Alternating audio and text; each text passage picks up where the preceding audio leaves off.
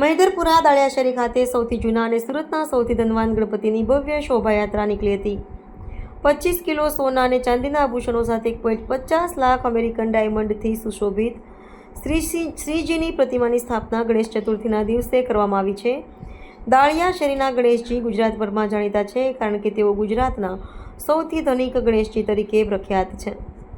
Surat diamond city છે, ત્યારે પરંપરાગત ડાયમંડ ટ્રેડિંગ હબ તરીકે જાણીતા મહિધરપુરાની મધ્યમાં ગણેશજી બિરાજમાન થાય છે। દર વર્ષે પંડાલમાં લગભગ 5 લાખ મુલાકાતીઓ આવે છે। આ વખતે 6 લાખથી વધુ મુલાકાતીઓની અપેક્ષા રાખે છે। વર્ષ 1972થી શહેરના મહિધરપુરા દાળિયાશેરી ખાતે બિરાજતા સૌથી જૂના અને ધન્યવાન ગણાતા ગણેશજીની શોભાયાત્રા જ્યારે સુરતના રોડ ઉપર નીકળી તો ભક્તો એક નજરે જોતા જ રહી ગયા। દાળિયાશેરીના ગણેશજીને લઈ શહેરના ભક્તોમાં અતૂટ શ્રદ્ધા જોવા મળે છે। શ્રીજીના દર્શન માટે માત્ર ગુજરાત જ નહીં, મહારાષ્ટ્ર, મધ્યપ્રદેશ સહિત રાજસ્થાનના ભક્તો સુરત આવે છે। સોનાના ઘરેણાથી સુસજ્જ શ્રીજીના ઘરેણામાં 1.50 લાખ અમેરિકન ડાયમંડ લગાવવામાં આવે છે।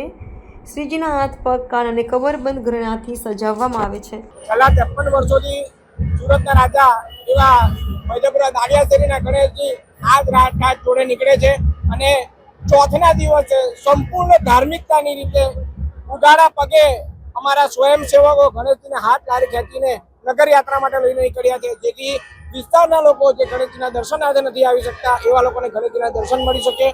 સાથોસાથ આ વખતે સ્વદેશી અભિયાન હેઠળ અને સપોર્ટ લોકલ અભિયાન હેઠળ અમે પિંક સિટી જયપુરના બેઝ ઉપર એક ટીમ રેડી કરી છે, જ્યાં ગણેશજી બિરાજશે।